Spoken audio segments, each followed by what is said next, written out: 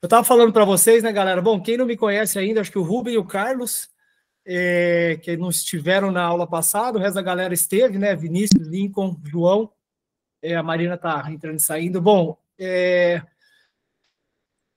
meu nome é Pedro, né? Tenho falado com vocês.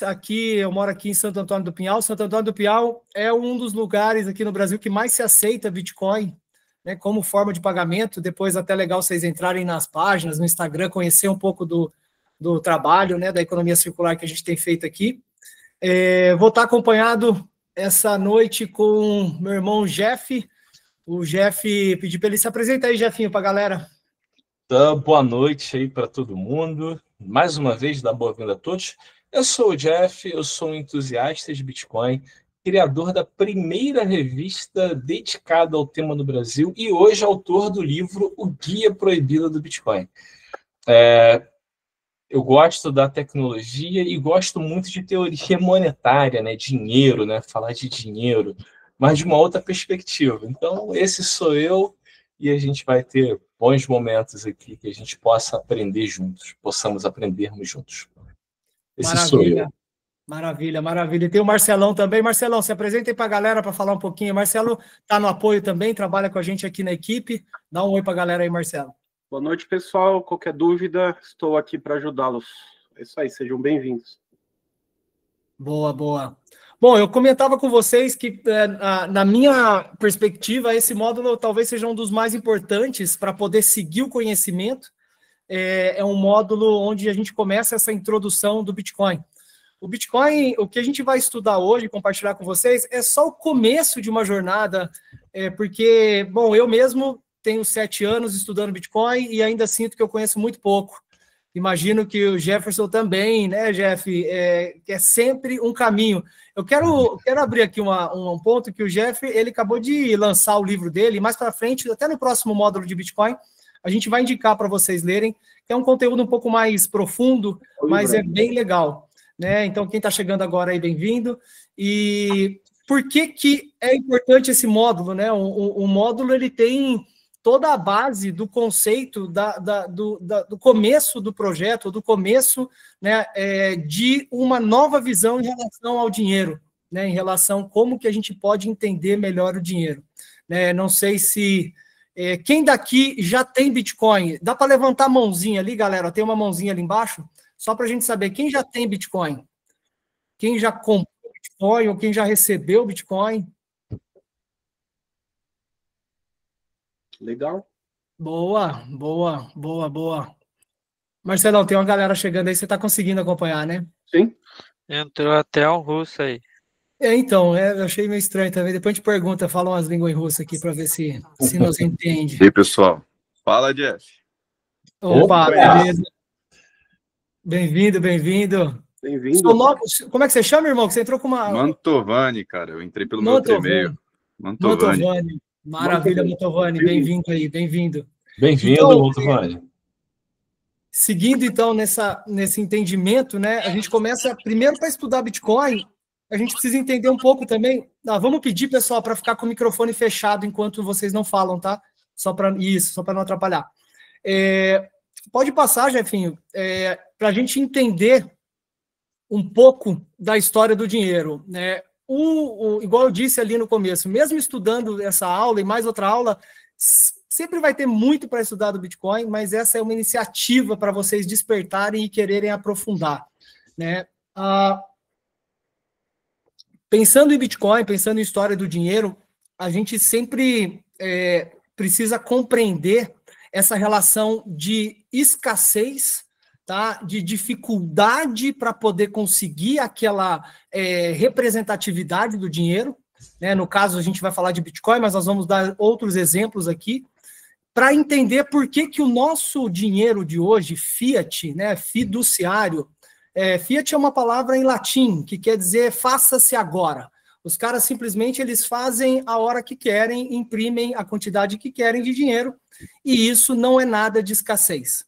Se a gente começa a pensar lá atrás, então o primeiro exemplo, não sei se vocês ouviram falar, né? Inclusive é legal de ter o material. Quem está com o material aí impresso, fica com o material do lado, tá? Porque esse material é feito na dinâmica para vocês poderem também responder. Então, vai usar uma caneta, né? Igual a gente fez. Quem é a primeira aula e não está com material, tudo bem, mas o importante é ter o material para poder responder as perguntas e fazer um tipo de conhecimento de associação com aquilo que vocês estão aprendendo. Então, uma das primeiras referências de moeda, né, de dinheiro, de valor de troca, foi na Oceania, né? Na Oceania, numas ilhas que era chamada Ilha Yap, é um conjunto de ilhas, na verdade, né? E essa ilha, ela definiu o dinheiro como as pedras Rai. Essas pedras, até no material tem uma foto, elas eram feitas de calcário. E esse elemento, ele era muito difícil de conseguir. Inclusive, na própria ilha não tinha. Ele tinha na ilha vizinha, que, se eu não me engano, chama Pulu. Os caras tinham o quê? Então, uma dificuldade, um desafio, né? Era difícil conseguir, a gente já vai olhando o termo escassez, e quando conseguiam, tinha todo um movimento, né? Pessoas para poder trazer de barco, né? Naquela época era jangada, no caso, e eles constituíam pedras com um furo no meio. Dependendo do tamanho da pedra, era a representatividade também, né? Dizer assim, o valor que tinha. Eles não precisavam pegar aquela pedrona e entregar para outra pessoa quando iam pagar. Eles simplesmente, por uma ordem de uma comunidade, a pessoa decretava, essa pedra é do dono X, ele está passando para o João, e o João está entregando para ele 10 cabritos. É um exemplo, né? O que aconteceu é que, mais ou menos em 1870, alguma coisa assim, chegou um velejador, na verdade, velejador foi da outra vez, hein, Jeff? Foi um navegador. Um navegador, é um pirata, não é pirata não, mas ele era um navegador, ele era irlandês, chamava Davi O'Keefe, e a lenda do O'Keefe, né, que era uma história realmente. O'Keefe chegou nessa ilha e ele viu um monte de possibilidade de extrair água de coco, o coco, né, o elemento coco. E ele chegou com dinheiro europeu para entregar para os caras, e os caras falaram, não, isso daqui a gente não aceita, porque aqui na nossa ilha é somente essa pedra. Ele viu, entendeu da onde vinha, ele voltou para Hong Kong, pegou um outro barco, comprou explosivos, ferramentas tecnológicas mais avançadas e começou a explorar esse calcário e a levar isso para a ilha de uma maneira que antes era muito difícil. Então, a escassez começa a ser eliminada. E o que acontece? No começo, os caras não aceitaram, não. Eles falaram, não, a gente só aceita as pedras que são feitas com muito suor, com muito trabalho, com escassez, com dificuldade. Só que, aos poucos, alguns começaram a aceitar, e acontece que, então, uma pessoa que traz uma metodologia diferente do que era feita ali, ele simplesmente acabou com os sistemas dos caras. Por quê? Porque as pessoas começaram a aceitar e começou a ficar muito fácil de obter essa pedra para esse cara, e acabou, então, ali, após alguns ciclos, acabou o uso da pedra, né? Então, esse é um pouco do exemplo, né, de como um elemento, quando tem escassez, ele pode ser, sim, uma referência, mas quando ele é substituído, porque os caras fraudaram, né, esse irlandês, o O'Keefe, fraudou a maneira tradicional de fazer aquela extração, acabou terminando com aquela moeda. E aí vem, né, as conchas, e aí eu vou passar para o Jeff começar a falar um pouquinho para vocês aí. Vai lá, Jeffinho. Então, e aí a gente vai começando a ver essa relação entre facilidade de produção de um bem e o valor monetário do mesmo. E a gente vai ver isso ao longo. E a gente vai perceber aqui, ao longo dessa aula, como é que tudo que a gente usou, né, nós, como humanidade, civilização, a gente usou como bem monetário, ele passa por várias áreas do nosso conhecimento. As conchas, sementes no passado, e o dinheiro sempre, né, com aquele propósito. Ele resolve o problema da dupla coincidência dos desejos. E em outro lugar no mundo, né, na África, não só na África, mas em outros lugares do mundo, e principalmente na África, eles usavam miçangas. Miçangas, eu vou até mostrar aqui para vocês aqui, conchinhas de vidros, para usarem, para intermediarem as trocas. E o que acontece? Mais uma vez, os europeus, ao entrarem em contato com essa civilização, eles têm meios mais fáceis de produzir o mesmo bem. Então, em algum momento na história monetária africana, eram usados... Cadê aqui? Vocês estão vendo a tela? Está aparecendo aí na tela as conchas? Aparecendo, Beleza. sim. Tá sim. E isso aqui, como era difícil de fazer artesanalmente, por ter dificuldade de produzir, e isso era usado como meio de troca em algum momento da história. E aí chega, né, os europeus, e mais uma vez, pela facilidade de produzir, eles inflam aquela oferta, levando o valor dessas miçangas praticamente a zero. Se há abundância, não há valor monetário. Então, a gente começa a correlacionar isso. Voltando aqui para a apresentação. Deixa eu voltar.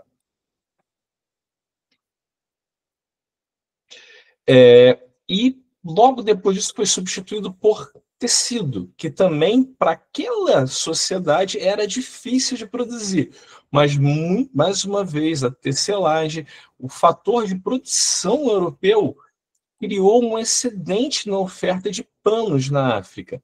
E o mais duro na história dos africanos, né? Em que os próprios africanos, né, vidas africanas eram pagas em panos, na qual eram escravizadas na produção dos próprios panos que iriam comprar mais africanos. Assim. Então a gente começa a ver. E a nossa busca civilizacional por encontrar bens, materiais que sejam mais difíceis de produzir, de você multiplicar ele. E aí a gente chega nos minerais. E aí a gente chega no bronze, na prata e no ouro. Sendo, obviamente, né, o mais escasso de todos e mais difícil, né, de você extrair da natureza, o ouro. Então a gente vai percebendo daí essa busca nossa natural pelos bens mais difíceis de se alterarem, mais difíceis de falsificarem ou produzirem. E a gente encontra o ápice disso, obviamente, no ouro. E aí, a gente, obviamente, né, você tinha um ouro lá num estado mais bruto. Se não me engano, na China começa a ter os primeiros modelos, né, que nós chamamos hoje de moedas, no formato que a gente tem, né? E futuramente a moeda como dinheiro, né? E aqui eu vou mostrar para vocês um gráfico interessante. Cadê? Como eu tenho que alternar aqui entre as... O Jeff, está aparecendo uma telinha, não sei se no deles também, mas tem uma telinha que você está compartilhando e tem a tela em cima da tela das câmeras. Ah, tá. Deixa... Ver se eu vou cair ainda. Melhorou? Melhorou. Bom. Tá ótimo. E aí lembra, né? Assim, voltando aqui, só um passo, né? O dinheiro ele tem que cumprir alguns papéis. Ele tem que ser durável. Ó, voltando lá, a gente falou das conchas dos nativos americanos, a gente falou das miçangas lá de vidro e panos na África, passamos, né, por bronze, prata e ouro. E a gente vê que dinheiro, a nossa busca pelo dinheiro, ele tem que atender algumas características. E tem que ser durável, né? Tipo, uma fruta não vai servir como dinheiro, porque logo ela apodrece, ela não dura. Madeira, a mesma coisa. Tem que ser facilmente divisível, tem que ser fungível, que é uma característica de todos os bens terem o mesmo valor, eles não são distintos. Não é distinto uma nota de real de outra, né? De mesma face, de mesmo valor. Portável, a facilidade da gente transportar isso. E verificável, a nossa facilidade de verificar se aquilo é verdadeiro ou não, na qual é um ponto negativo para o ouro. Eu não sei verificar se um ouro ele é legítimo ou não. E a mais importante delas, a escassez, ou a dificuldade de nós criarmos e acessarmos esse valor, né? Tirarmos e colocar ele como oferta. E aí a gente entra na história das moedas, que vai estar conectado a alguns dados históricos. Esse gráfico que vocês estão vendo é dívida federal, tá? É dívida federal americana. E a gente vê que sempre em momentos de guerra, governos se endividam. E na história da humanidade, guerras eram custeadas por ouro. Então, as guerras eram muito curtas, elas eram rápidas, porque a guerra custava muito. E a gente vê aqui a Primeira Guerra Mundial, a Guerra Civil Americana, a Primeira Guerra Mundial, a Grande Depressão e a Segunda Guerra Mundial. A gente vê um pico nos gastos de governo. O ouro, ele impede, ele cria para governos ou para quem está interessado em determinadas ações, impacta num custo direto. E em 1971, o que a gente chama de papel moeda, lembra que o ouro ele é difícil de transportar? E a gente passou a usar uma representação dele, o papel moeda. Então, o papel moeda ele representava uma quantia de ouro que poderia ser resgatável. E, em 1971, o governo americano ele quebra esse pacto, que é chamado lá, o Pacto de Bretton Woods. E agora, o dinheiro ele não mais representa uma quantidade de ouro a ser devolvido. E a gente vê que a dívida de governo explode novamente. E essas são as projeções até 2050. Então, isso daqui, o Fiat, faça a sua vontade, faça existir, ele é intimamente ligado a isso, a descorrelacionar o dinheiro de um bem que seja difícil de produzir. E aí a gente tem essa situação em que hoje o dinheiro ele não está vinculado a nada, ele não tem lastro, ele não representa, ele não são bens como miçangas, panos ou até mesmo o ouro. Ele é simplesmente um papel que diz que vale. Boa, boa, boa. É nesse movimento, muito bom, Jeff, que a gente começa a entender as fraquezas desse dinheiro que a gente tem hoje, né? Bitcoin não é só um caminho para a gente prosperar. Bitcoin, muitos de nós, a gente entra, tem uma frase que a gente fala assim, muitos entramos para a festa é o quê? Nossa, eu quero ganhar dinheiro com Bitcoin. Mas alguns de nós ficamos para evolução, para transformação, porque o Bitcoin é um caminho de impacto social. Bitcoin é um caminho de liberdade. Por quê? Porque aqui a gente percebe, a moeda fiat, por que ela é fraca? Número 1, Jeff falou, é ilimitada. É impresso a quantidade de dinheiro que for necessário, que os caras quiserem, que o governo... Aonde é impresso o dinheiro? No Banco Central. Bancos centrais, por livre e espontânea decisão de... Por exemplo, na pandemia, vocês sabiam que 40% do papel real que está circulando hoje foi impresso de 21 a 24. Quer dizer o quê? Vocês perceberam como que a inflação, como que os preços das coisas subiram?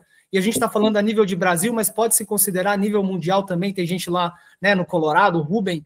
Como que as coisas começaram a ficar... O mesmo R$100 daquela época de 2021 não é o mesmo R$100. Sim ou não, Vinícius? Você concorda com isso? O que você acha? Concorda, a inflação subiu exponencialmente. E legal. E um dos pontos para a inflação é entender isso, e que é o que a gente vai falar daqui a pouco, oferta e demanda. Tem muito dinheiro, o valor da coisa precisa acompanhar, o dinheiro fica fraco. Segundo ponto, é controlado o nosso dinheiro que a gente usa hoje, não é nosso, porque eu também uso, é controlado por grandes instituições ou governos que querem bens para eles mesmos, Eu não sou anarquista, eu não luto de frente para o sistema, eu luto de lado, eu prefiro, essa é a minha forma de poder aprender. Usar Bitcoin é uma forma de resistência, é uma forma de falar, eu prefiro liberdade, E também centralizado, Jeff? Fala um pouquinho disso aí. Então, lembra do que foi dito, Ele citou um explorador, um navegador irlandês. Eu citei os europeus chegando no continente africano, e se vocês repararem ao longo da história, a capacidade de imprimir dinheiro, de você expandir a oferta de um bem monetário, isso é um poder absurdo. E, obviamente, que estados, eles entendem isso, e, obviamente, que eles pegam esse monopólio para si. E E aí é que derivam esses problemas. Eles vão controlar essa emissão porque quem emite o dinheiro, ele se beneficia muito. Ele se beneficia de sobremaneira. Por quê? Quando ele, de maneira centralizada, ele emite mais dinheiro e ele usa primeiro, existe um delay no mercado. Ele vem no mercado comprando tudo que tem pelo preço vigente. À medida, lembra que a gente falou, dinheiro e escassez? À medida que esse dinheiro começa a circular, o mercado tende a ajustar a essa emissão nova. Só que ele levou vantagem, porque ele infla a oferta, ele compra primeiro, e aí eu que estou com o dinheiro guardado aqui, eu vou ser diluído, porque essa expansão vai subir o preço das coisas. Quando eu for comprar, eu vou ter que pagar essa diferença. Isso é um poder absurdo. A esse efeito a gente chama de efeito Cantillon. E isso dá muito poder a governos e grandes instituições como bancos, porque eles têm essa capacidade de imprimir dinheiro e usá-lo antes de eu e você. E é disso que o Bitcoin protege a gente.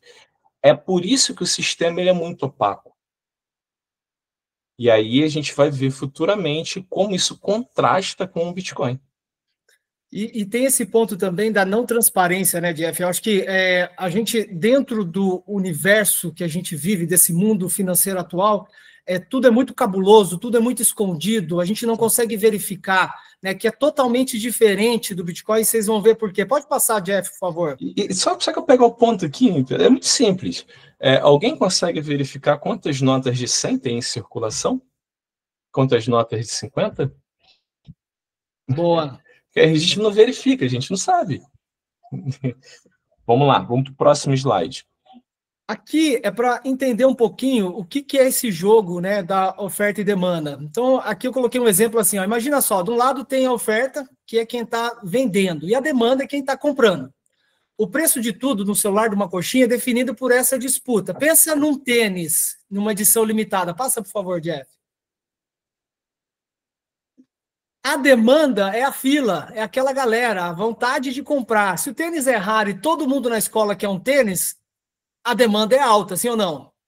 A fila na porta da loja é gigante, todo mundo quer comprar o mesmo produto. Aí vem a regra. E isso é importante, eu acredito que a maioria de vocês já sabe um pouco disso. Quanto maior a demanda, maior o preço, certo? Beleza.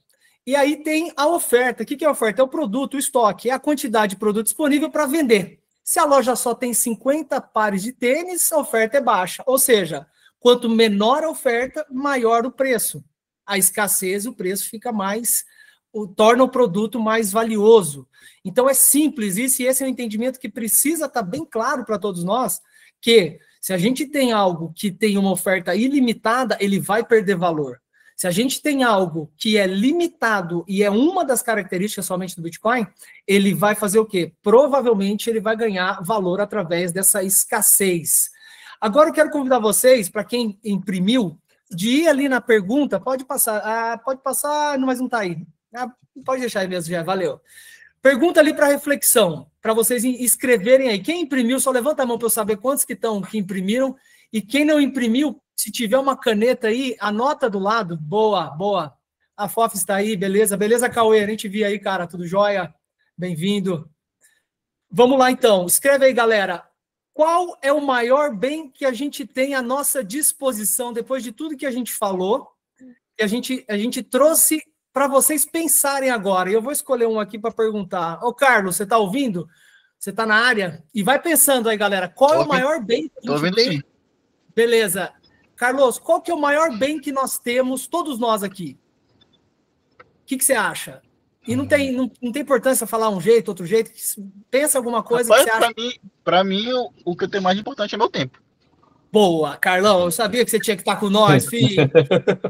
Boa, é isso, galera. Então, qual é o maior bem nosso? É o nosso tempo.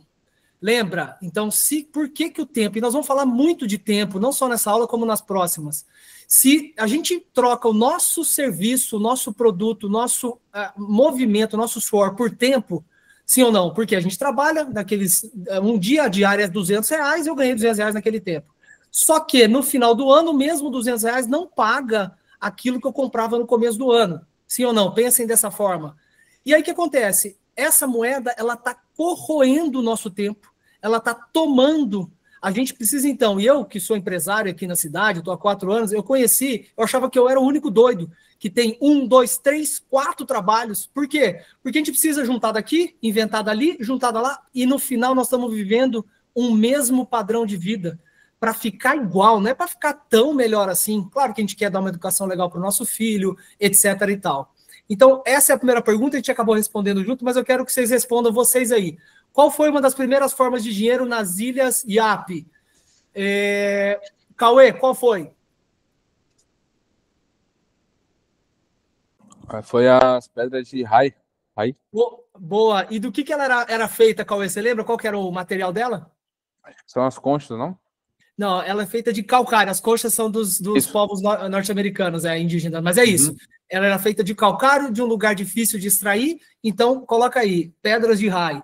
E o que você entendeu sobre a história? Vou perguntar para outro aqui, para Fofis. Fofis, o que você entendeu sobre a história das contas de vidro? Você já estava na aula?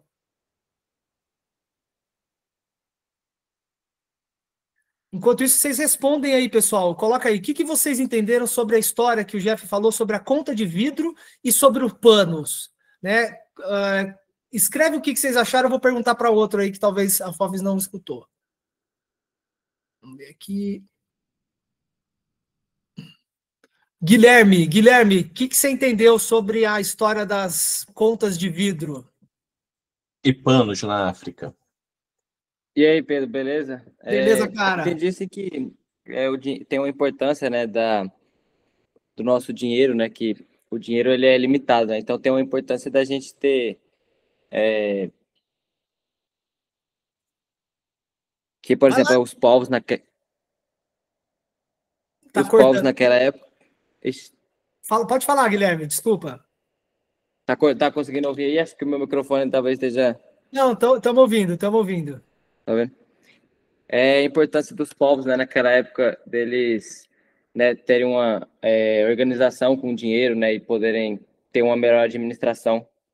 Boa. Isso daí, e também que a gente vê que era o vidro, para aquele povo africano, ou os panos, no início era muito raro, era difícil de produzir aquelas pecinhas, era difícil de fazer a tecelagem do pano.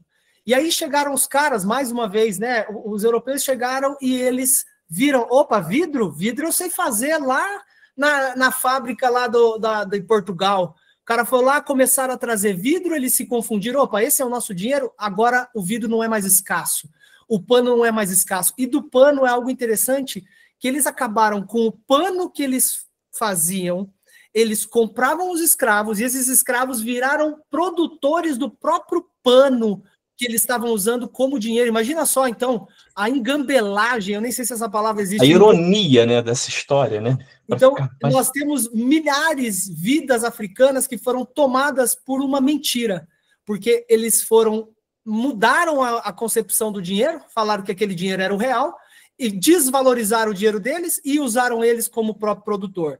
Então, isso é um pouquinho... Alguém quer perguntar alguma coisa? Ficou alguma dúvida em relação a esse primeiro momento? Vamos lá, galera, manda bala. E aí, Pedro, só aqui, né, dentro desse ponto. E isso que o Pedro trouxe novamente é que tem que levar a gente à grande reflexão. Se hoje o dinheiro ele não representa um bem que seja difícil de produzir, como o ouro foi, como o dinheiro estava atrelado a um ouro em algum momento, e hoje simplesmente se pode inventar dinheiro do nada, eu quero que você aplique o exemplo que aconteceu na África a nós. A gente está exposto a exatamente a mesma condição. O governo simplesmente pode imprimir e inundar a economia com mais dinheiro. E o mesmo fenômeno acontece, tanto lá quanto aqui agora. Boa. E vamos para essa próxima pergunta. Marina, vamos ver se você está ativa, desperta. Por que o ouro se tornou o mineral mais valioso? Por que ele é tão valioso assim? Uma das questões. O ouro, ele é caro, né? Querendo ou não. Não caro, mas ele tem um valor. Sim. Ele é o mineral mais valioso por ser muito difícil de achar Boa, boa.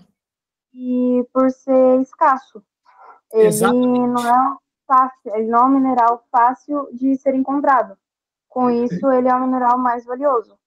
Muito bom, muito bom. Essa é a ideia, a escassez, a dificuldade.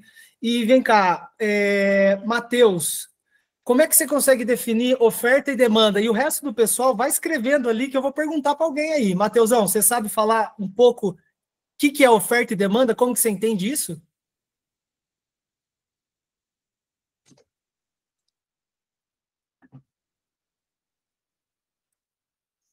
Vamos com o Lincoln, então. O Matheusão talvez não escutou. Lincoln, o que você define oferta e demanda?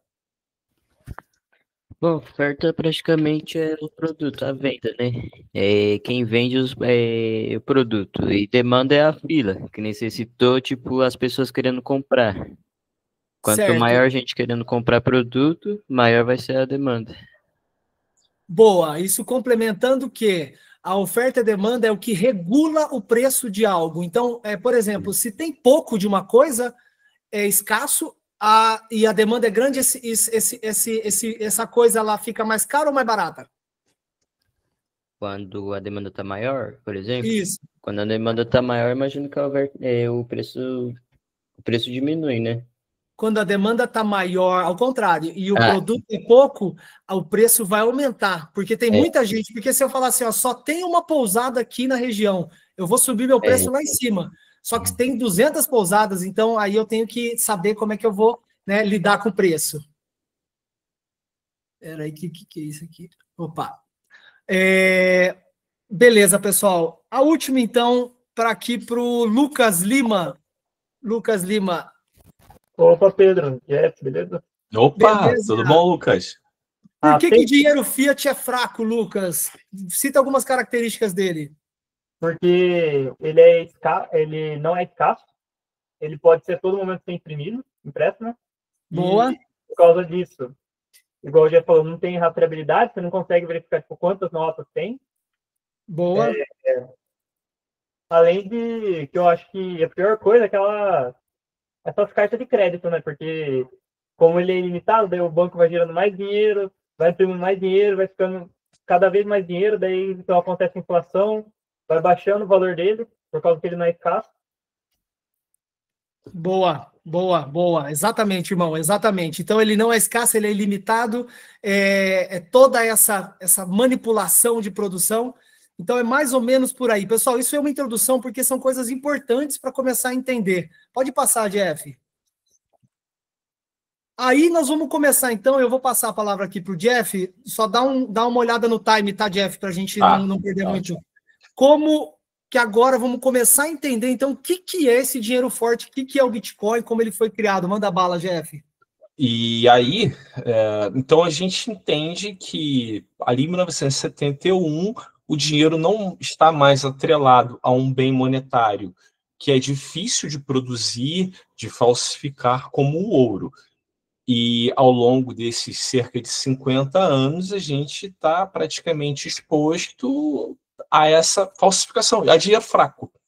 E aí, com a crise de 2008, houve uma crise terrível, chamada em 2007, a crise dos subprimes, na qual foi impresso muito dinheiro. Foi impresso muito dinheiro ali em 2008. E aí, um grupo de pessoas, possivelmente muito chateadas com essa situação, resolveu, né, olhar, né, para como resolver esse problema. E existia já um grupo de pessoas que buscavam a ideia de um dinheiro digital. E aí, né, Satoshi Nakamoto, vamos chamar essa entidade Satoshi Nakamoto, a gente não sabe se é uma pessoa, um grupo de pessoas, se é ele ou ela, isso não importa. Ele resolve o problema da escassez digital, ele resolve o problema do gasto duplo. E aí ele cria o Bitcoin, ele publica o white paper do Bitcoin, a gente vai ver mais na frente, e em 2009 surge o Bitcoin, com o seguinte objetivo, né? Uma moeda que possa ser transferida entre pessoas para qualquer lugar do mundo sem a gente depender de qualquer terceiro de confiança. Qualquer terceiro. E assim nasce um dinheiro livre em que eu posso ter posse dele, ele não pode ser adulterado, ele não pode ser duplicado, e ninguém pode tirar ele de mim. Então, aí nasce, pela primeira vez, um dinheiro livre, um dinheiro incensurável, um dinheiro que não pode ser multiplicado à vontade de político, de exceções, na era digital. E aí ali surge o Bitcoin. E qual é o grande legal do Bitcoin? Bitcoin não reconhece governos, não reconhece se eu sou jovem, se eu sou velho, qual a cor da minha pele, qual a minha crença. Ele simplesmente vai atender um conjunto de regras, né, que o protocolo Bitcoin pede. Se a transação é válida, ele processa. Se não é, ele rejeita. Somente isso. E o que seria, né? E a gente já passou aqui em alguns momentos, né? O que é um dinheiro forte? Escasso, fácil de verificar, né? Transparente. Eu consigo ir lá na mempool do Bitcoin e verificar se a transação foi feita. Já como ele é muito escasso, à medida que a gente gera mais produtos que precisam, né, de uma dupla coincidência de desejos, a gente tem um meio de troca para fazer essa transação. Bitcoin. Se tem mais produtos sendo feitos, se tem mais pessoas querendo, e a sua oferta ali, ele faz com que o valor das coisas seja deflacionário. Por isso que, à medida do tempo que a gente segura Bitcoin, a gente precisa de menos Bitcoin para comprar as coisas. Não é controlado por ninguém, ele atende a um conjunto de regras, e essa é a beleza da coisa, sem um regrador, como um Estado ou um Banco Central. E, obviamente, eu não preciso de ninguém para que faça essa transação. Ninguém assim, né, que opere. Eu não preciso da Visa, eu não preciso do Itaú, eu não preciso do Nubank para intermediar essa transação. Você quer aceitar, eu mando para você, você recebe, me dá o que eu pedi e está resolvido. E eu acho assim também, antes até de entrar ali no white paper, entender, volta uma só, aí, boa, voltou. Quem sabe aqui quantos bitcoins vão existir? Só pode existir um certo número de bitcoin. Quem vai responder aqui? Vamos ver. Vai lá, abre o microfone e manda bala. Manda bala, Guilherme. 21 milhões. Eu ia falar isso, 21 milhões. 21 milhões. Agora uma pergunta um pouquinho mais difícil. Quem sabe quantos bitcoins já foram minerados? Até uns 10 dias atrás era uma quantidade exata. Quantos % desses 21 milhões já foram minerados? Quem sabe falar vai ganhar R$10 em Bitcoin. Opa! 20 milhões? Não. É 19 20, milhões. Né? 18 milhões. É quase 20, é quase 20. É quase 20. 19 milhões minerados. Quantos? 19 milhões minerados. Quase. 19,9. 19,9. Alguém já buscou ali, então não valeu, porque já buscou na internet, já chat GBT, mas é mais ou menos isso, 19,8,9. O que importa é a porcentagem, são 95% dos bitcoins minerados. E uma coisa a gente tem que entender, desses 21 milhões, desses 19 e pouco, desculpa, uma média de 4 milhões a 6 milhões, se eu não me engano, né, Jeff? É isso aí, a estimativa é dentro disso. Não estão mais circulando porque foram perdidos. E o cara pergunta, mas como perdido? Como que não tem mais acesso? Bitcoin, lembra que eu falei na aula passada? Ele traz liberdade. Liberdade por quê? Por causa desse ponto aqui. Não tem um intermediário, não tem um governo controlando. Nós somos livres. A pergunta para... Vamos ver aqui um aqui. De Manaus. Como é que você chama de Manaus? Eu esqueci, não está aparecendo seu nome aqui. Espera aí. Carlos, você mesmo, cara. O dinheiro que está no banco é seu ou é do banco? É do banco. Boa. Quando a gente entende isso, a gente entende que nós precisamos compreender a usabilidade do Bitcoin, precisamos entender como possuir uma carteira própria, que é chamada Cold Wallet, ou carteira fria. Eu gosto de falar carteira cofre, vocês vão aprender na próxima aula. Para quê? Para que o Bitcoin seja nosso. Tem uma frase que diz assim, se você não tem as suas sementes, você não tem o seu Bitcoin. Se você não tem a frase de segurança, e essa galera que perdeu o hardware, perdeu a frase, perdeu a memória, alguma coisa aconteceu para perder. Então, quando tem liberdade, é aí que eu quero concluir, a gente precisa ter o quê? responsabilidade. E só adquirimos responsabilidade com a educação, com o aprendizado, com dedicação. Tá? Então, esse é um ponto muito importante para a gente dar uma olhada e mandar bala. Vamos para as perguntas ali para agilizar. Quero perguntar aqui vamos ver aqui. Vamos perguntar para o Cauê. Cauê, quais as principais características do Bitcoin? E, pessoal, vai respondendo ali no caderno, por favor. Bom, escassez. Ele é uma moeda que não pode ser rastreada, Boa. não pode ser duplicada e não pode ser controlada pelo governo. Legal, é isso aí. A questão de rastreabilidade, depois nós vamos aprender quando entrar na questão de blockchain, tá? Por ser transparente, a gente consegue aí sim ter uma moeda que todos conseguem saber. Talvez tenha anonimato, a gente não sabe quem é, mas a gente percebe que de carteira A foi para carteira B uma determinada quantidade de Bitcoin. Então, só precisamos tomar cuidado com essa parte da rastreabilidade para entender um pouco mais ali na frente. Mas é isso aí, muito bom. Quantas unidades a gente já perguntou? A 3 aqui para o João. João, por que o Bitcoin é considerado deflacionário, João, aqui da Cachoeira?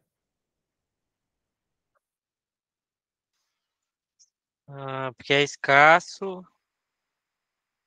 Antigamente era mais difícil de ter, porque não era todo mundo que tinha internet. Acho que de 2015 para cá, sei lá, que tem mais internet, pelo menos no Brasil. Boa, boa. E sem internet você não compra isso. Boa, eu O acho que governo também te limitava também antes do Pix. Não era tão fácil comprar Bitcoin. Pelo menos no Brasil, não. Boa, boa. Eu acho que tem muito a ver isso daí. Eu também está relacionado com a questão de mineração, talvez, né? Antes era mais fácil de minerar. O acesso... Tinha mineração também. Isso, para ter isso era mais fácil. Mas, complementando isso, o deflacionário é o que você falou. Ele é escasso e é limitado. Então, ele não tem como alguém inventar que vai ter mais, né? Então, é bem por aí mesmo. E qual é o nome do criador? Essa pergunta eu não vou nem fazer, porque está muito baba. Fofis, qual é o nome do criador do Bitcoin? A Fofis está sem A Fofis está sem. A Fofis está sem. A Marina está na área, já foi. A Jasmine não veio, né? Jasmine não está. Não. Vamos aqui com... taranã, taranã. Matheus. Matheus, qual que é o nome do criador do Bitcoin? Vamos ver. Ou a criadora, ou os criadores. Satoshi Nakamoto. Beleza. E vocês sabem como que fala, quando a gente fala centavos de Bitcoin? Você sabe como fala, Matheus? Boa, sats. Exatamente. Um Bitcoin, vou antecipar uma informação. Ele tem 8 casas decimais. Tá? Então a gente fala assim, 100 milhões de sats é um Bitcoin. Porque eu não vou na padaria e vou falar quantos Bitcoins eu gastei para comprar um café. Eu vou falar quantos sats. Então, essa é a nomenclatura, tá? Adiantando um pouquinho. Passa a bola aí para você, Jefinho. Passa o slide, manda a bala no white paper. Fala um pouquinho para o pessoal. E aí a gente vem aqui a algo que é muito interessante. O Bitcoin não surge do nada, tá? E aí vem um documento, né, que Satoshi vai e publica no Halloween, tá? Em 31 de outubro de 2008, ele publica uma espécie de artigo que explica o propósito do Bitcoin, o que é sensacional. E a gente chama isso de certidão de nascimento do Bitcoin. E lá está a justificativa pelo que o Bitcoin existe, o que ele vem resolver. E aí você vai encontrar tudo isso lá. No final, a gente vai deixar aqui o link para que vocês possam conhecer e ler ali o white paper do Bitcoin também, verificar tudo isso. Então, lá é falado tudo isso. A gente vai revisitar aqui. Que na era digital é importante ter um dinheiro nativo digital em que permita que as trocas sejam feitas. E aí o Bitcoin ele resolve um problema na era dos computadores muito importante. Se eu te mandar uma música, você consegue replicar e enviá-la para quantas pessoas quiser. Você vai multiplicando aquele arquivo infinitamente. E Satoshi Nakamoto ele resolve exatamente esse problema de nós não conseguimos replicar bitcoins, a gente não consegue pegar aquele mesmo arquivo e ficar multiplicando ele infinitamente. Uma vez que eu tenho aquilo e mando para alguém, acabou. Eu não consigo enviar 2 vezes. Então, ele resolve o problema do gasto duplo. E aí a gente vai entendendo algumas coisas. Ao fazer isso de maneira global, de maneira sem precisar da permissão de nenhuma entidade, nós temos um dinheiro livre. E aonde, né? E como é que se verifica isso que está ocorrendo ali? Na blockchain. Vocês já ouviram falar blockchain? Então, como é que funciona a blockchain do Bitcoin? A cada 10 minutos, mineradores ficam gastando, né, energia dos seus computadores para tentar achar um número ali, e quem encontra esse número primeiro ganha o direito de organizar todas as transações que estão ocorrendo no Bitcoin. Obviamente, esse minerador vai escolher as transações que estão pagando as melhores taxas para ele. Por exemplo, eu quero mandar um valor aqui para o Marcelo. Aí eu envio o valor, está publicado isso, está lá na mempool. Aí o minerador vê aquilo, ele tem o direito de organizar todas as transações e ele vai publicar dentro de um bloco. E lembra que a gente falou sobre a rastreabilidade? Tudo no Bitcoin é visível, é transparente. Então, naquele bloco contém todas as transações que preenche um espaço, né, limitado, né, um espaço de memória limitado, com todas as informações daqueles últimos 10 minutos. Isso nós chamamos de bloco. E aí, né, blockchain, cadeia de blocos. A cada 10 minutos é acrescentada mais uma determinada quantidade de transações que são organizadas pelos mineradores, que emprestam poder computacional. Eles acham um número, quando acham esse número, eles têm o direito de organizar e publicar. E aí isso fica, né, publicar, isso fica visível para todos nós, irmos lá e verificarmos. Nós sabemos todas as transações que ocorreram de Bitcoin na história, porque é público. E aí, aonde é que entra aquele lance da rastreabilidade? Você sabe o que foi movimentado, de onde para onde. Não necessariamente você sabe que aquele endereço, aquela movimentação pertence a alguém. Por isso que nós, como indivíduos, temos que ter cuidado de vincular nossos dados a um endereço Bitcoin. Entendeu, senhores? Boa. Então, é dessa maneira que a gente tem privacidade no Bitcoin, tá? E lembrando também, assim, Jeff, só falar Diga. aqui, na próximo módulo, né, no módulo 4, A gente vai ver isso. falado mais a fundo sobre blockchain. Acho que o Jeff deu uma palhinha, uma introdução, né, mas fica tranquilo, porque a informação vai ficar um pouquinho mais palpável no próximo. É legal já começar a entender. Ô, Jeff, pode passar, por favor. Posso passar? Vamos lá. E vamos lá, o que está escrito nesse manual, né? Resolvendo que o problema que a internet tinha com o dinheiro, a gente falou da necessidade de um dinheiro digital, na era digital, e que ele resolve o problema, né, que tudo na internet pode ser duplicado. O Bitcoin resolve esse problema. E pela primeira vez, a humanidade encontrou a escassez digital, e ela não pode ser replicada. Quem achou primeiro, achou. Por isso que ninguém vai tomar o lugar do Bitcoin, neste sentido. Porque você não inventa a roda duas vezes. Tá? A gente já falou da mineração. E aí, um dinheiro sem permissão, eu não preciso pedir permissão de um Estado, eu não preciso pedir permissão ao banco, eu mando a quem eu quero, quando eu quero e onde eu estiver no mundo. Basta eu ter uma conexão com a internet. E aí, a frase célebre lá do white paper, né? O white paper do Bitcoin começa assim: dinheiro eletrônico de pessoa para pessoa, ponto a ponto. Boa, boa, boa. Acho que esse é um dos pontos, né, Jeff, dessa questão um dos propósitos. E acho que precisa ficar bem gravado, porque o Bitcoin, ele se transformou em uma reserva de valor. O que é uma reserva de valor? A reserva de valor é quando a gente tem algo, um asset, um ativo, e a gente acredita que no longo prazo aquele ativo ele vai valorizar. Então, os governos, as grandes instituições, nós como pessoas, também temos o Bitcoin como uma reserva de valor. Agora, a gente vê que a intenção da comunidade ou pessoa Satoshi Nakamoto era criar liberdade, era criar um dinheiro que pudesse acabar com o intermediário. Eu não preciso pedir permissão mais para a Visa, para o banco, para ninguém. Eu consigo comprar o sorvete lá na sorveteria aqui em Santo Antônio do Piauí. Inclusive, a primeira aceitação de Bitcoin em Santo Antônio foi um sorvete. Depois a gente pode falar disso. Genial. E criamos o Ice Cream Day, né, que é o dia do sorvete. Para quê? Para que eu possa transacionar, eu não tenho nenhum intermediário, aquele produto, aquele serviço chega até mim, né? Então, como que funciona?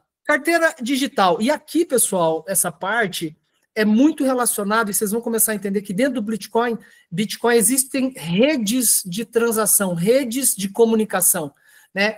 E essa rede aqui que está direcionando tem muito a ver com a main chain. Anota essa palavra aí, ó, main chain, rede principal.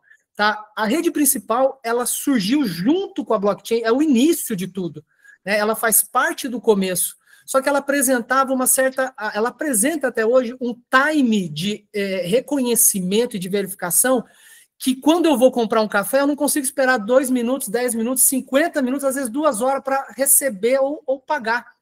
Então, nós vamos fazer aqui, e eu vou pedir mais uns 5, 10 minutinhos para a gente fazer com calma, depois das 7h30, que a transação através de outra rede, que é a Lightning Network, que é o quê? É a rede Relâmpago. É uma rede que foi criada por volta de 2017, se eu não me engano, o pessoal da Nigéria, que conseguiu fazer o quê? Que o Bitcoin entrasse numa outra camada e facilitasse a transação, fazendo com que ficasse instantâneo o pagamento, para a gente ter esse peer-to-peer, esse ponto a ponto efetivo em todas as áreas da nossa vida, não só no envio que eu vou mandar para o Japão, não, mas eu quero comprar o meu pãozinho, então aí eu vou usar a rede Lightning. Então aqui eu tenho a carteira digital, o meu amigo tem um endereço, a gente tem uma transação que é o quê? Depois vocês vão ver o que é uma carteira digital, para quem nunca viu, tá? São números e letras, é uma combinação de números e letras, aonde essa transação ela é enviada à rede do Bitcoin, que são, além dos mineradores, são os verificadores que estão ali para falar, opa, está confirmado. Então, o Bitcoin, ele não é somente poder computacional, ele também precisa de pessoas. Nós, que participamos da rede, precisamos aprovar, sim ou não, Jeff? Precisamos colocar a nossa aprovação. Complementa isso daí. Vamos lá, aqui, repete esse ponto, por favor. Não, tranquilo, tranquilo. Eu estou dizendo assim, que o Bitcoin também, além de ser total poder computacional, ele não é somente isso, ele é proof of work, ele precisa de pessoas que estão ali confirmando a transação, e essa é uma diferença de todas as moedas digitais para o Bitcoin. A gente precisa de gente, sem gente ele não funciona. Sim, a gente precisa o que a gente fala, a gente chama o Bitcoin de rede, né? Então existem vários computadores no mundo, né, rodando todo esse histórico que ele recebe lá do minerador. Lembra que o minerador ele organiza uma quantidade de transações e publica?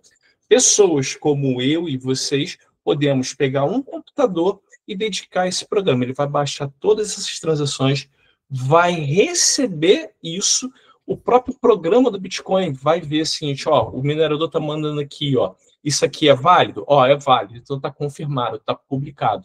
E aí essa informação vai sendo replicada por cada um de nós, por cada nozinho dessa rede de computadores.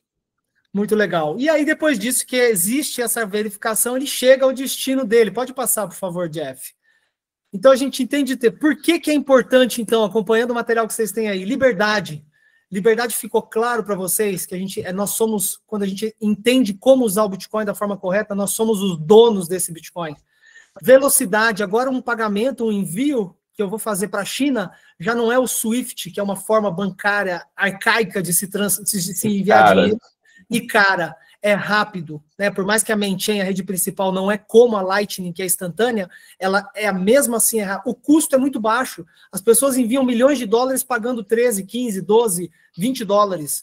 E inclusão, né? Todos podem ter Bitcoin, né? Então, assim, fazendo um resumão e aí fazendo perguntas. Rubens, você está na área? Você está ouvindo? Primeiro, deixa eu saber se está ouvindo para fazer a pergunta. Tá escutando aí, Rubens? Sim, eu estou escutando. Beleza. O que você entende, Rubens? O que é o peer-to-peer? O que é esse ponto a ponto? A ponto a ponto. Eu acho que é... Pode falar. É porque o Bitcoin tem que ser pessoas, pá. É isso? O ponto a ponto, vou complementar aqui para você, é que quando eu sou uma pessoa, eu sou um ponto, eu envio o Bitcoin para você que está aí no Colorado, você é outro ponto, e não precisamos de um intermediário. E o que ele soluciona? Mas muito bom, Rubem, isso é o começo do entendimento. Gustavo levantou a mão, Pedro. Oi?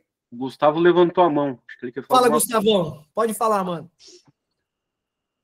Não, eu queria responder a pergunta, mas já foi respondido já, né? E Esse responde aqui ela então é- aqui, ó. Responde essa outra parte, Gustavo. O que que esse ponto a ponto soluciona? O que que ele traz? Ele traz a nossa liberdade para a gente não depender de um banco, né? Hoje a gente depende de um banco, que ele é o nosso intermediário entre o nosso dinheiro, e essa transferência peer-to-peer de pessoa para pessoa, ela... É que você já respondeu a pergunta, né? Eu não sei muito o que dizer. Não, mas sobre- é isso mesmo. Tá respondido, muito bem Você respondido. já respondeu. É isso. É a verdadeira liberdade. Boa. A Vou fazer verdadeira mais liberdade é uma. não depender deles. Fazer mais uma para você que você está animado. Ó. Por que que é necessário estudar e compreender o Bitcoin no seu ponto de vista? E aí todo mundo quero que escreve ali. Por que que é necessário estudar o Bitcoin e entendê-lo, Gustavão? Porque Bitcoin traz liberdade. Para mim é Boa. importante estudar e aprender mais sobre Bitcoin, porque ele traz liberdade, abre nossa visão em relação ao nosso sistema financeiro, sistema Fiat, Boa.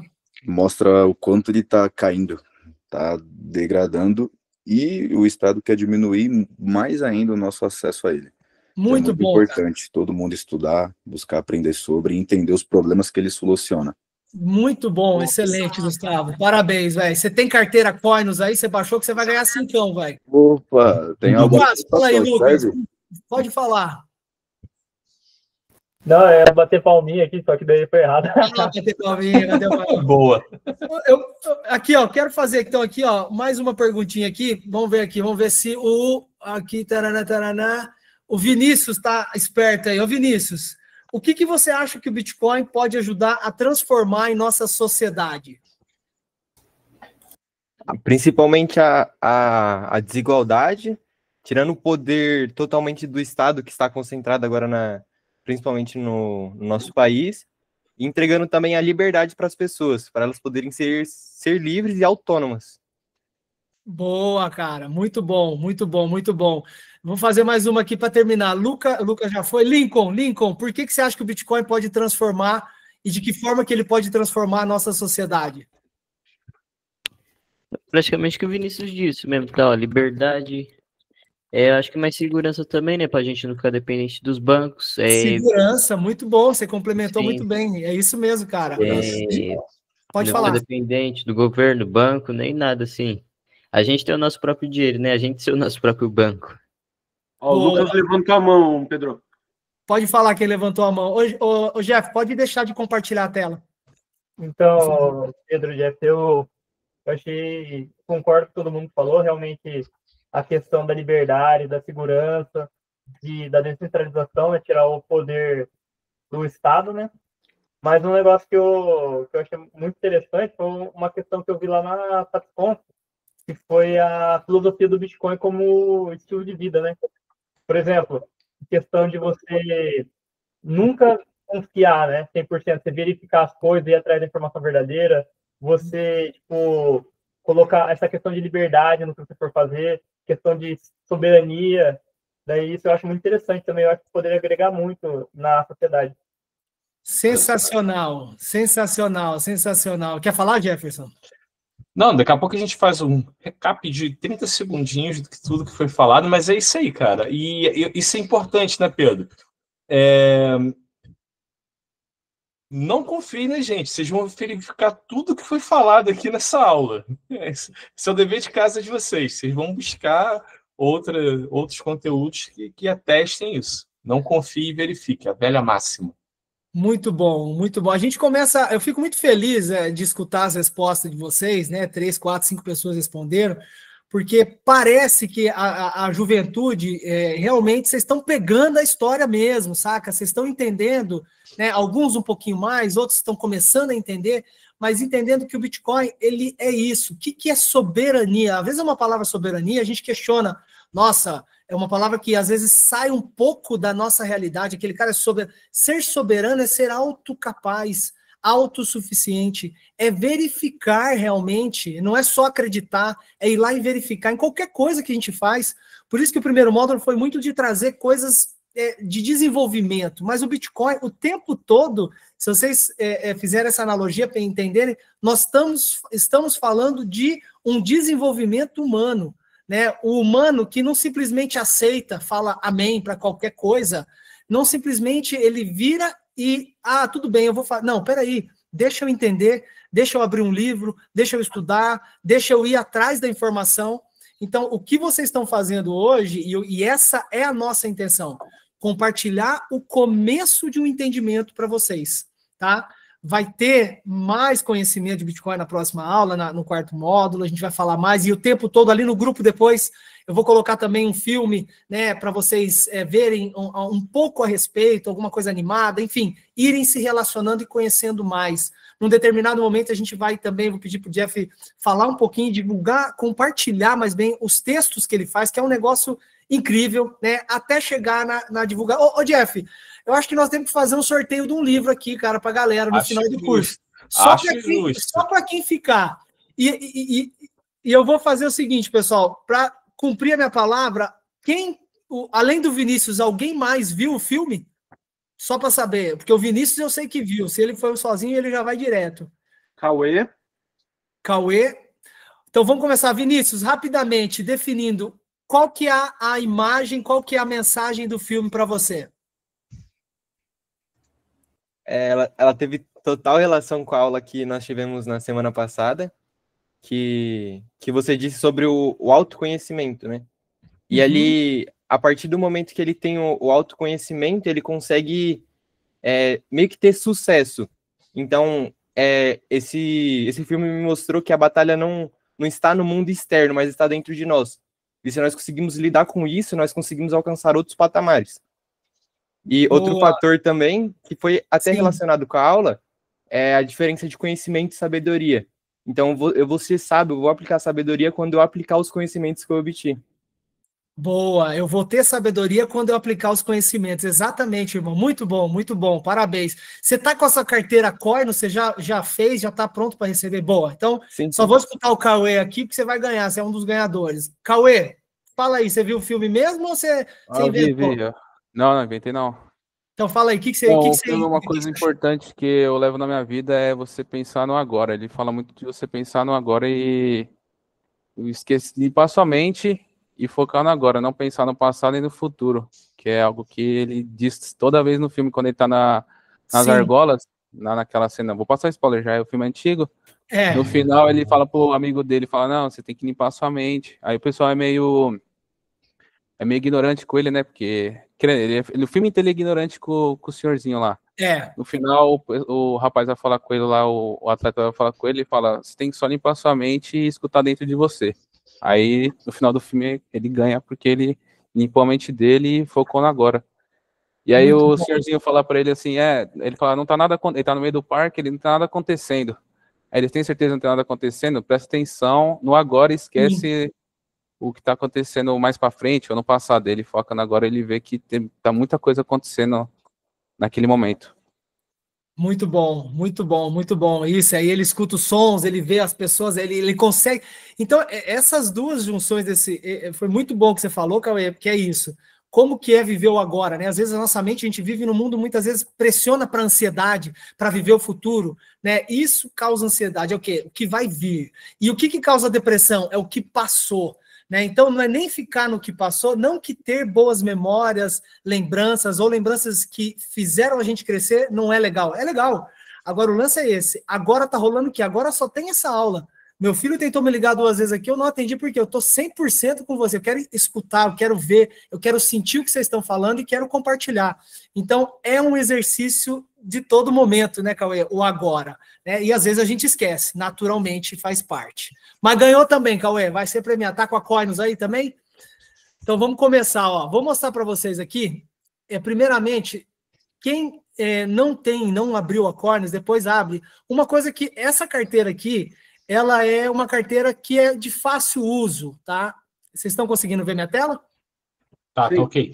Sim. Então, primeira coisa que se faz numa carteira é colocar um e-mail para você recuperar ela. Tá? Em caso você perde o celular, em caso o celular quebra, em qualquer... Então, na Coinus, e existem várias carteiras, a Wallet of Satoshi, a gente ia colocar a Wallet of Satoshi, mas ela não tinha essa disposição para mostrar aqui no computador. Então, o que eu faço? Eu vou clicar aqui, vou clicar em ajustes, tá? E aqui embaixo, a moeda portuguesa de idioma, moeda, e aqui é onde eu vou colocar o e-mail, tá? Vocês podem fazer isso depois, porque também eu gosto de levar o tempo a sério. Eu quero, foi 7h30, eu pedi mais 10 minutos, vamos ficar mais ou menos por aí. Por quê? Para ter ordem, para ter disciplina, para a gente respeitar, talvez alguém tenha um jantar com a família. Então, assim, depois coloca ali o e-mail e coloca salvar ajuste, tá bom? É simples, aqui de novo, ó, lá nos 3 pontinhos, conta, colocou lá, beleza? E depois aqui, ó, eu clico em conta, vocês podem colocar aqui uma foto de vocês. Tem gente que não gosta de usar foto. Eu uso, porque eu vendo mel. Essa aqui eu fiz só para usar no curso. Mas eu vendo mel, eu mando para o meu cliente do mel, e essa carteira ela tem muito a ver com os comércios aqui também. Né? Porque o comércio tem a logotipo do comércio. Então você chega lá, é mais profissional. Mas você pode pôr o que você quiser. Se não quiser pôr foto também não põe. Questão de segurança, privacidade, tudo certo. E vamos na usabilidade dela. A casinha, aqui está falando o que para mim? Que eu tenho 6.184 satoshis. Tá todo mundo vendo isso? Sim. Beleza. Aqui embaixo ela vai falando, as carteiras falam, ela espelha um gráfico de Bitcoin. Então ela está falando que nesse gráfico o Bitcoin está 468.600 e pouco, certo?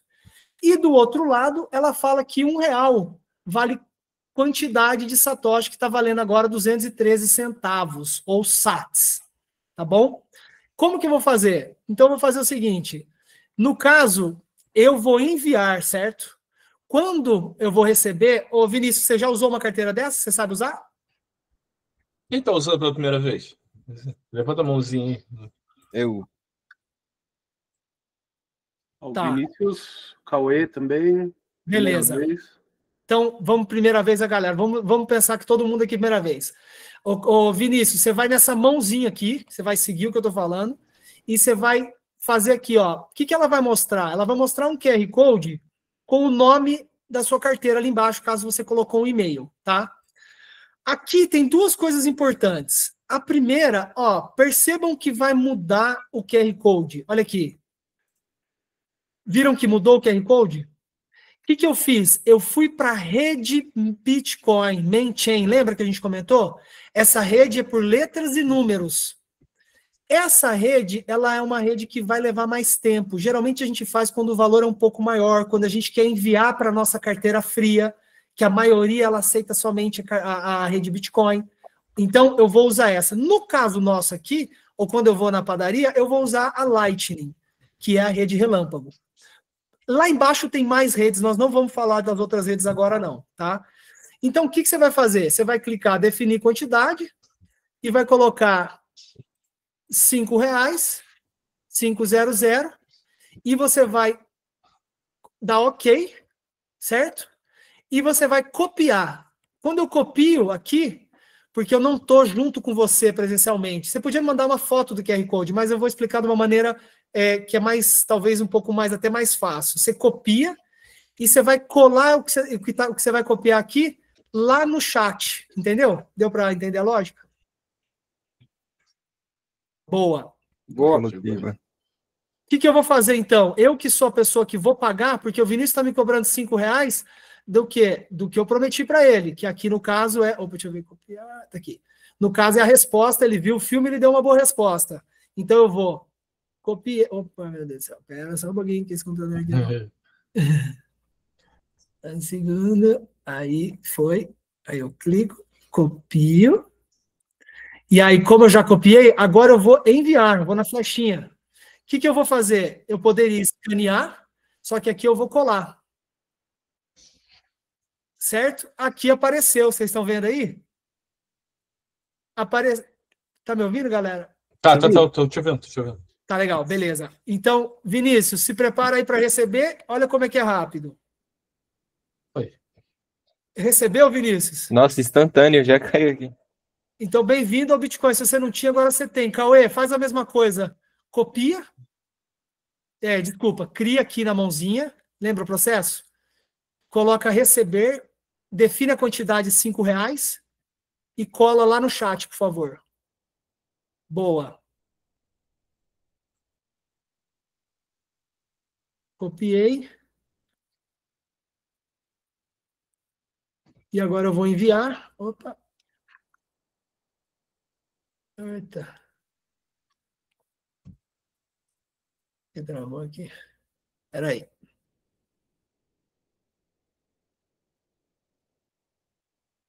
Tá deixando aparecer lá em cima, certo? Cancela aqui. Foi mal, foi mal. Opa, beleza. Agora eu vou enviar. Vamos ver se já aparece aqui. Cauemo44 é você mesmo? Tá verificável? Posso mandar? Verificado. Mandado, então. É isso mesmo, é isso mesmo.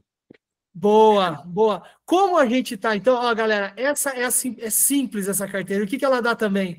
Ela dá um reloginho aqui que você vai ver os extratos, o que você recebeu, o que você aplicou, tá? O que você pagou, quer dizer. O que eu quero fazer? Como a gente a galera aqui é gente fina e nós temos mais 2 minutinhos, o Lincoln, pede R$1 só para ver se tá rolando, pede R$1 ali, manda R$1 pro Cauê, o Cauê vai te mandar R$1. Cria, você entendeu como criar? Entendi que eu tô sem celular agora, não vou É conseguir. sem celular, perdeu Tô sem R$1, celular. mano. Lucas, quer ganhar R$1? Ô, Pedro, já para batizar aqui meu irmão Matheus, cheguei a falar pra você, né? Colocar ele no curso, tudo. É o Matheus que tá aqui? É o Matheus, é seu irmão? Ele tá vendo aqui comigo também, ó. Cadê? Ô, Matheus, beleza, cara? Beleza. Você tá acompanhando aí? Eu tô acompanhando.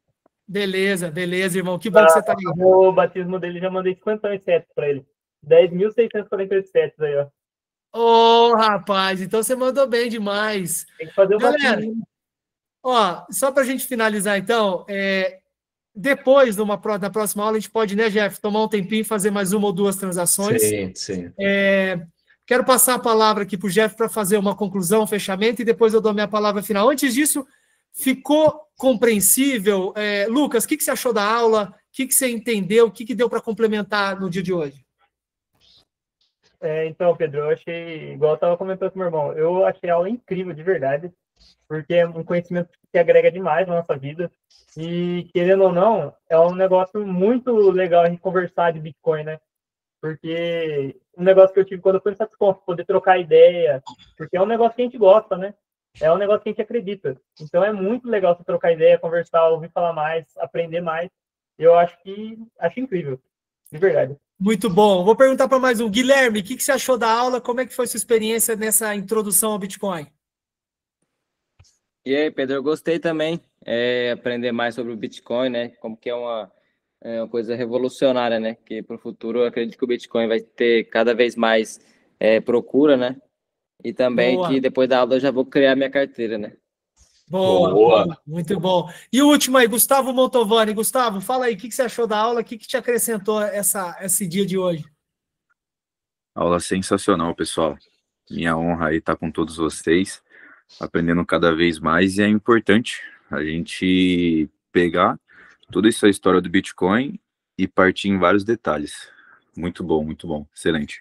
Muito bom. Maravilha. Jefinho, a palavra é sua, Jefinho, para fechar. Então é isso, galera. A gente teve, né, no primeiro módulo a ideia de desenvolvimento pessoal. Nessa segunda aula, a gente começou a entender o problema do dinheiro e como o Bitcoin conserta isso. E aí a gente vai continuar desenvolvendo.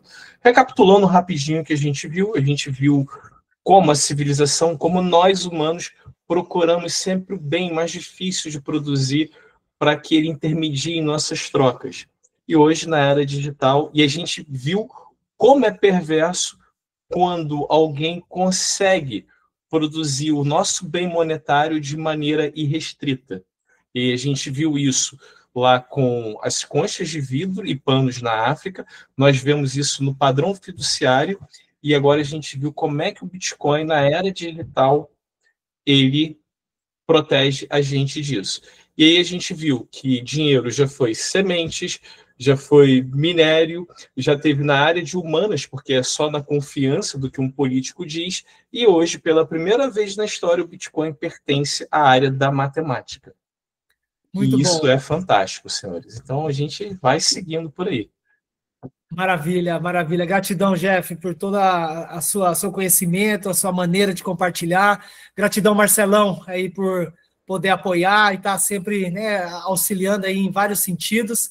E a todos vocês, galera, né, o próximo módulo Ele é um módulo sobre educação financeira, tá? Bem importante também, porque não adianta só a gente ter o Bitcoin, entender o Bitcoin, se a gente não entende como lidar com a energia do dinheiro, o que ela significa, quais são as minhas crenças em relação ao dinheiro, como eu me organizo, como eu direciono, como eu aplico esse conhecimento, tá? Então, esse vai ser o próximo módulo. Eu desejo a todos aí uma boa semana. Nós vamos colocar algumas coisas lá no grupo e convidar vocês a interagir mais no grupo, a dar palpite. Se achar que algum tema dentro do que a gente falou pode ser profundizado, ou aprofundado, melhor dizendo, ou também algum tema novo que vocês queiram ver dentro desses ciclos que a gente está criando, a gente quer escutar vocês.